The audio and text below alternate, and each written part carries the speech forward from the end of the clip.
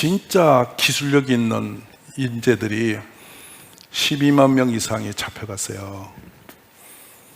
근데 광해군이 전쟁 후에 우리 조상의 밥상에 모기 그릇 하나 깎을 사람이 없다.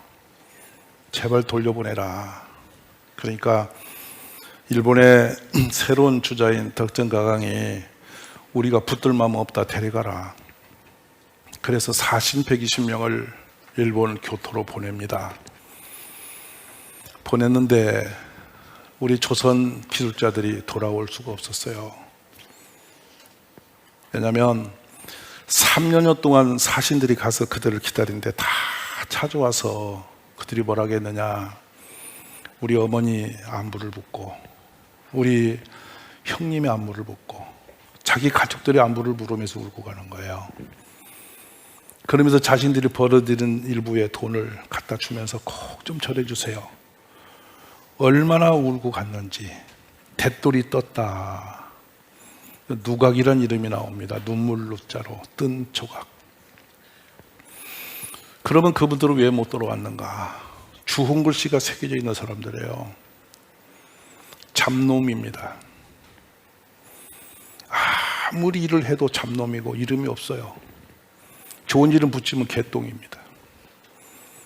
기술자를 멸시해도 그렇게 밟아서 멸시해서 평생 잡놈은 잡놈으로 이름도 석자 올리지 않고 밟아놓은 상태.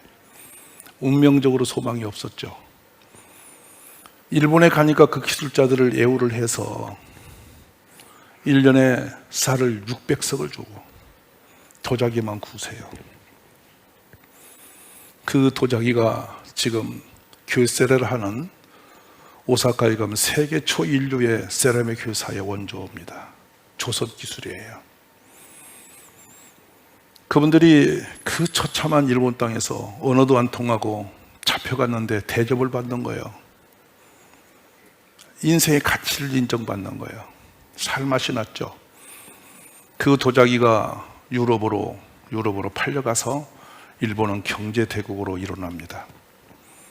그 도자기 돈으로 결국에 일본은 은행이 생기고 무역이 생기고 화란히 그걸 갖다가 유럽에 도자기를 나누기 시작했는데, 왜냐하면 청나라가 무역을 안 하니까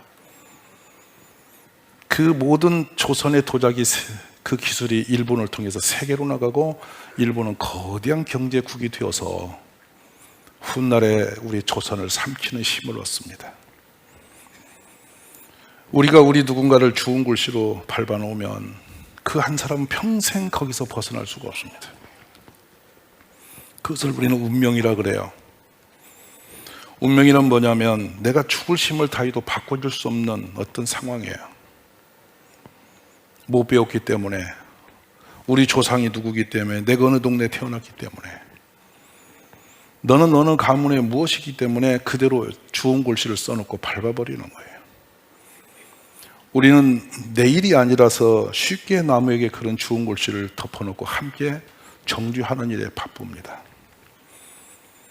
우리 예수님은 이 땅에 오셔서요, 가장 비참한 사람들, 소외된 사람들, 가족마저도 머리를 흔들고 내버린 사람들, 나병 환자를 찾아가 만주시고 고쳐주시고, 저주받은 소경이라고 욕하는 그 소경이가 눈을 뜨러 가시고, 신분적으로 주운 글씨가 쓰여져서 영원히 소망이 없는 사람들을 찾아가셔서 세리장이라고 매국노로 정규된 그들 집에 가 유숙을 하시면서 대신 욕을 먹고 그들을 살리신 분이 예수님이에요.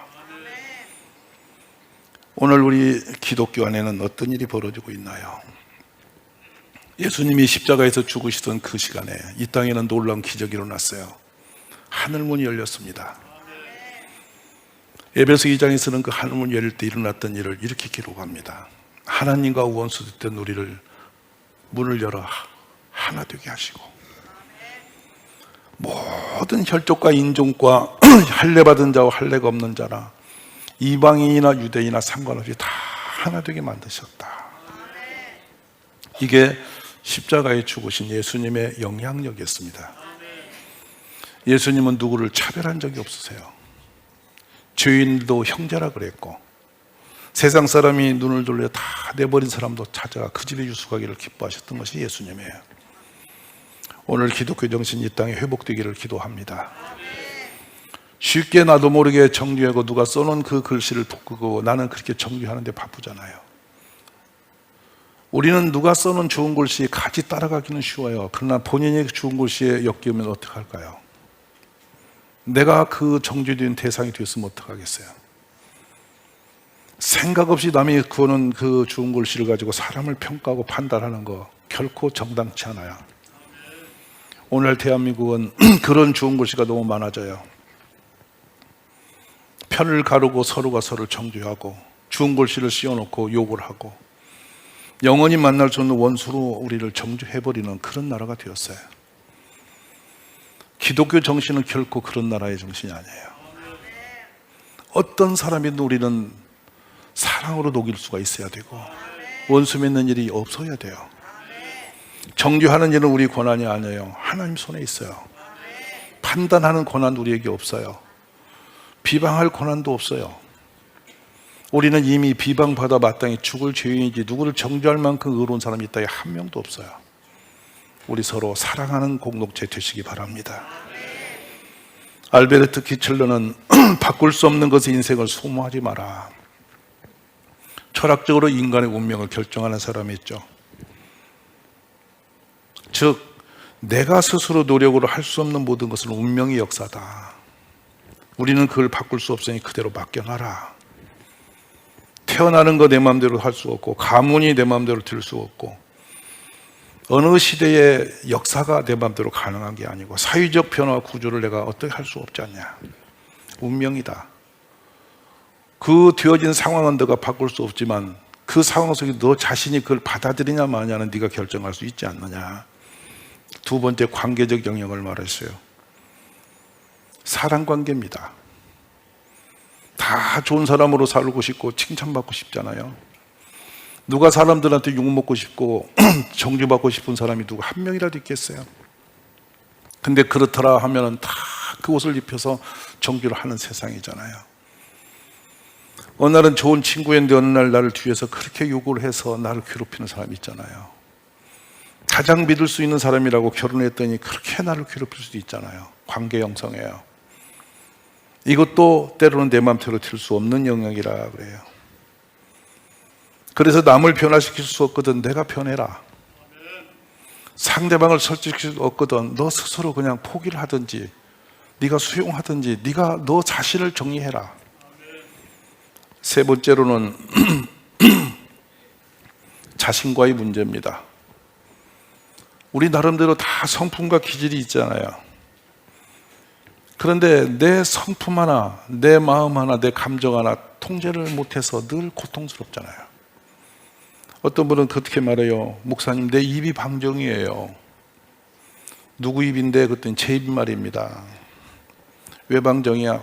괜히 쓸데없는 말해서 그렇게 친한 친구에게 맨날 내가 이렇게 힘들어요. 굳이 왜 입이 그렇게 붓고? 그랬더니 입을 감당이 안 돼요. 만나고 집에만 가면 입을 자기가 찢는데요. 근데 또 다음날 또 한대. 운명적이에요. 누가 그렇게 산 것 같더니 우리 엄마가 그랬나? 또 그래요. 어디다 핑계대고 자신 아닌 것처럼 그래요. 입을 봉하고 살아. 그랬더니 안 닫아진대 입이. 옆에 분 인사 좀 하세요. 그 입을 어쩔고. 감당이 안 돼요. 그런데 정리를 합니다. 철학자들은 행복은 밖에서 오는 게 아니다. 자기의 내면에서 관리할 수 있는 것이다. 그게 지혜로운 삶이라고 말씀을 해요. 철학은 이렇게 정해질 운명의 틀을 벗을 수 없다고 정리를 끝냈어요. 근데 저는 그보다 놀라운 은혜 안에 있은 것이 기독교인이라고 생각하는 거예요. 왜냐하면 하나님은 우리의 운명을 바꿀 수 있어요. 종종 그런 역사를 많이 보이셨죠. 기독교인은 어떤 상황이 올지라도 하나님의 뜻 안에서 있구나. 하나님의 섭리 속에 있구나. 이렇게 하나님을 바라보면서 그 어둠의 늪을 견딜 힘을 갖게 되는 거예요. 어떤 위기가 내 삶을 삼키러 온다 할지라도 하나님이 하신다면 내가 어떤 고난을 당할지라도 하나님이 보고 계신다면, 내가 아무리 억울해도 하나님이 아신다면 나는 이길 힘이 있는 거니까 하나님이 하실 것이다 하는 거, 이게 우리의 신앙인의 모토예요. 어디에서 어떤 상황이든지 하나님의 뜻을 구하고, 힘이 들면 더 힘들수록 하나님을 찾아 나서고, 운명이 내 삶에 엮고 있더라도 그 운명 너머에 역사하신 하나님을 바라보면서 다시 힘을 내고 기도하며 예배하는 것, 이것이 기독교인의 사는 방법임을 믿습니다. 통기할 수 있는 운명도 지나갈 수 있고요, 내 생각 같지 않은 모든 관계도 주님이 풀어줄 수 있고요, 내 스스로 나를 감당할 수 없는 내도 주님이 변화시킬 수 있는 분임을 믿습니다. 그러므로 이 시간도 여러분, 예배를 드리면서 말씀을 들으면서 기도하면서 여러분의 운명이 바꿔지는 축복이 있기를 주의 이름으로 축원합니다. 야곱은 영원히 축복의 도선에서 벗겨져서 태어난 사람이죠. 태생적 운명이 그에게는 유면회를 당한 사람이에요. 근데 그는 결국에 자신의 의지적 믿음으로 하나님과 씨름하여 이긴 자로서 열조의 축복을 자신의 것으로 바꾼 사람이에요. 그의 아들 요셉은 어려서 어머니가 세상을 떠나고 동생을 낳다 세상을 잃어버리니까 젖도 못 먹고 태어난 동생을 등에 업고 얼마나 형으로서 이로운 길을 걸었겠어요. 배다른 형제들이 열이 있어서 한 사람도 그를 귀히 여긴 사람이 없이 그를 공격을 했고 그를 고통을 주었어요. 결국에는 그 형들이 그를 팔아버렸습니다. 그의 운명은 지극히 불행한 사람입니다. 그런데 결국에 그는 노예가 되었고 감옥에 들어갔고 저 이국 땅에 붙잡혀 간 사람이 되었음에도 하나님이 함께 하심으로 그는 위대한 사람으로 살아갈 힘을 주셨어요. 요셉의 길을 바꾸신 하나님이 여러분의 길도 지키시리라고 믿습니다. 다니엘은 세 친구와 함께 붙잡혀가서 저 오랑캐 바벨론 국에 잡혀간 사람입니다. 부모도 노예가 되었고 자신도 노예가 되어 잡혀간 사람인데 왕의 눈에 띈 것이 문제였습니다. 그래서 더 이상 희망이 없었고 이름까지도 바꿔버린 사람, 다니엘이란 이름, 하나님의 이름이 걸려있던 그 이름이 오랑캐 귀신이 돕는 자라는 이름으로 뒤바뀌어서 불러질 때 그는 처참했을 거예요. 그렇지만 그는 믿음으로 자기의 운명을 바꿨던 사람이에요. 오늘 여러분이 만난 말씀은 하갈의 이름을 보는 것입니다. 하갈이라 한 여자는 몸종입니다. 그 이름의 의미는 도망자, 떠돌이, 나그네, 이방 사람이라는 의미를 갖습니다. 여러분 혹시라도 이렇게 옆에서 부르는 사람이 평생 그 이름이 너는 떠돌이 이렇게 이름이 붙어서 불러준다면 어떤 생각을 하겠습니까? 근데 이 여자는 그 떠돌이란 이름을 가지고 애굽 여자가 가나안 땅에 와서 사라의 몸종이 되었어요. 그의 운명은 종이 된 것입니다. 종은 자신의 의지적으로 자기 인생을 설계할 수가 없습니다. 소유권도 없습니다. 주인이 그의 운명을 쥐락펴락 할 수 있는 권한을 갖고 있습니다.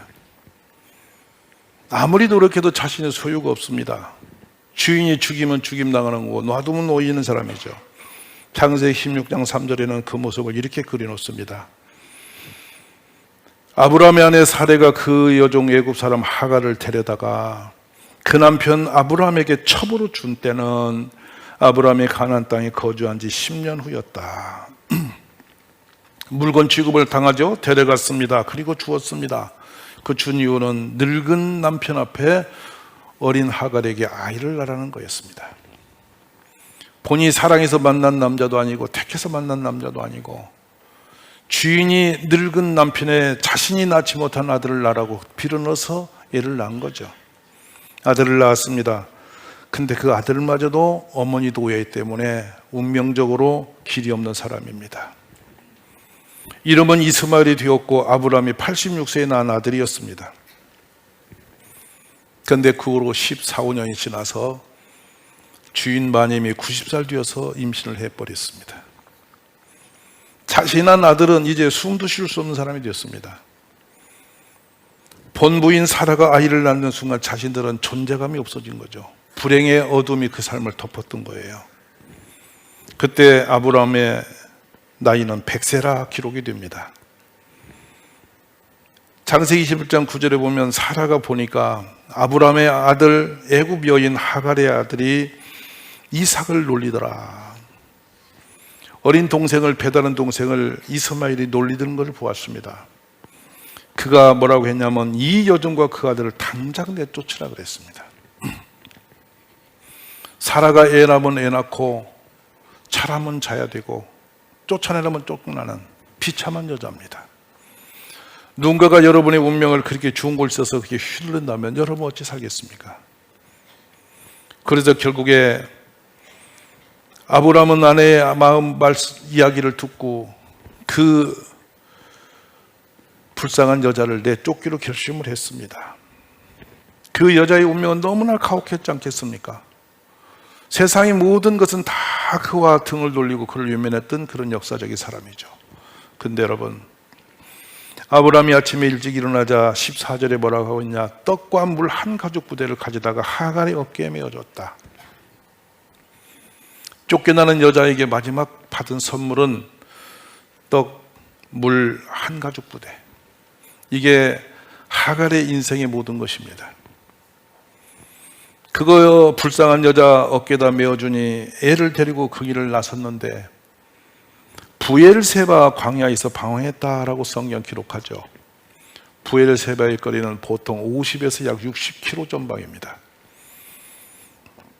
하갈은 그 불쌍한 아들을 앞세워서 어깨에다 물통을 메고 사흘 길을 내리 걸어서 남쪽 부엘사바로 간 것은 자신의 친정 고향 땅이 애굽이니 나무로 그냥 갔던 것인데 길을 잃어버렸어요. 길이 안 보이는 거야. 근데 문제는 그 어린 아들이 죽어가고 있다는 것이에요. 기진맥진해서 먹을 것이 떨어지고 물이 떨어지니까 어미 하갈이 더 이상은 소망이 없으니까 자신이 할 수 있는 것은 뭐였을까? 그래서 그 아들을 떨기나무 밑에 눕혀놓고 한 100여 미터 앞에 가서 차마 눈으로 볼 수 없어서 뒷걸음쳐서 쳐다보면서 울기 시작했어요. 여러분, 그 어미의 가슴이 얼마나 슬펐겠습니까? 종종 그런 거 있지 않습니까? 내가 내 목숨을 주어서라도 살리고 싶을 때 길이 없을 때, 해보고 싶은데 어떤 방법이 없을 때 우리는 어떡합니까? 그래서 하갈은 소리 높여 통곡하며 울고 있었습니다. 차마 눈을 뜨고 그 죽는 자식을 볼 수가 없었던 것이죠. 저는 어머니의 그 사랑이 지극한 것이 얼마나 놀라운 심인지를 저는 익히 경험한 사람입니다. 12년 전에 부산에서 예수라도 잘 믿어보겠다고 가족을 데리고 이리 이사 왔던 권사님이 계셨어요. 아들이 친구들과 회식을 하고 아파트 3층인가 4층의 베란다에서 놀다가 밤에 뒤로 떨어져서 콘크리트 바닥에 그냥 떨어졌습니다. 근데 그 응급실로 얘를 데려가니까 병원에서 받을 수 없다고, 온몸의 뼈가 다 부서져서 살 수가 없다고, 어느 곳도 성한 곳이 없이 다 깨져버렸어요. 온몸이 순식간에 부어오르기 시작합니다. 감당할 수가 없었죠. 건국대학병원에다 입원시켰습니다. 중환자실에 입원을 시켜놓고 아이의 모습도 볼 수가 없는 어머니 밖에서 방방방 뜨면서 쓰러지는데 차마 눈 뜨고 볼 수 없었어요. 그래서 교인은 중보기도원을 조성해서 이제 기도에 들어가기 시작했고, 저는 서울 병원을 왔다 갔다 하면서 기도를 하면서 그 병실을 드나거리면서 하는데, 어머니는 이제 그 비닐멍석 하나 깔아놓고 그 병원 복도에 엎드리기 시작해서 2달간을 울었어요. 그런데 기가 막힌 일이 어느 날 이 아이가 발가락이 움직이고 몸이 움츠려지고 붓기가 빠지고 결국에는 앉았습니다. 그러더니 일어나 화장실을 가는 날 통곡을 했습니다. 세상에 화장실 가는 게 그렇게 좋은 일인지 몰랐어요. 그래 혼자 그 부대품을 붙들고 한 발짝 걷는 거예요. 걷는 모습을 보고 울고 했어요. 지금은 완전히 완치가 되어서 결혼하고 아이를 낳았습니다. 어머니의 눈물은 역사를 바꾸는 힘이 있구나. 제가 그때 오면서 늘 생각했어요. 참 어머니의 눈물을 누가 이기겠나. 죽을 자식을 눈물로 살리는구나. 저는 그때 그 장면을 잊을 수가 없습니다. 그 붕대로 온몸을 퉁퉁 감아놨을 때 그 모습, 완전히 포기 절망에 빠져서 울부짖던 그때의 모습, 그리고 하나님이 살리셔서 이제는 아이를 낳은 아비가 되어서 사는 모습, 마치 어떤 드라마의 그림을 보는 것 같습니다. 오늘 하갈의 그 슬픈 역사를 하나님이 바꾸신 것처럼 우리의 기도도 들으실 줄 믿으시기 바랍니다. 할 수 있는 것은 우는 일밖에 없었습니다. 물 한 모금도 본인의 손으로 기르다 먹일 수가 없는 어미가 되었습니다. 온 세상 아무것도 없는 광야에서 앉았어요. 아들은 죽어가고 있어요. 그래 통곡하며 울었습니다. 그런데 그때의 17절을 보면은 어린아이의 소리를 하나님이 들으셨다. 우리 기독교는 하나님이 들으시면 다 되는 거예요. 어떤 슬픔도 운명도 바꾸실 분은 하나님이십니다. 그러자 응답이 옵니다. 하갈아, 무슨 일이냐, 두려워하지 마라. 하나님이 저기 있는 아이의 소리를 들으셨다. 너는 일어나 아이를 일으켜 내 손으로 붙들라. 그리고 축복하십니다. 그도 큰 민족을 이루게 하리라. 아멘. 죽어서 없어질 아들이었습니다. 끝나는 아들이었습니다. 어머니의 눈물로 그 아들의 역사가 바뀌었습니다. 저주의 운명을 열고 하나님의 손이 임하게 된 것입니다. 여기에 내 손으로 붙들라는 용어는 네가 꽉 잡아라. 어미, 네가 네 아들을 붙들어라. 하나님, 내가 복을 주시마. 이 말씀이 것이죠.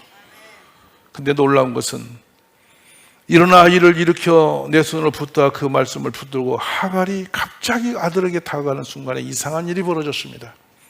하갈의 눈을 뜨고 보니 보이지 않던 우물이 보이는 거예요. 우리 인생이 그렇습니다. 앞이 깜깜해서 한 치 앞도 볼 수 없을 때 하나님이 눈을 열어주시면 길이 보이는 거예요. 길이 열리는 겁니다. 우리 운명을 바꿀 수 있는 것입니다. 어떤 슬픈 사람도 기쁨으로 화관을 주시는 분이세요. 하나님이 그렇게 하시는 분을 믿으시기 바랍니다. 갑자기 보이지 않던 샘이 보였고 그 물을 길어 아이를 먹이게 되었고 절망과 슬픔에서 하나님의 은혜를 붙들고 일어선 여자. 누구도, 남자도, 자기 주인도 자기 운명을 하나도 누가 손댈 수 없는 그 불쌍한 여자가 하나님의 기도 속에 살아났음을 믿으시기 바랍니다.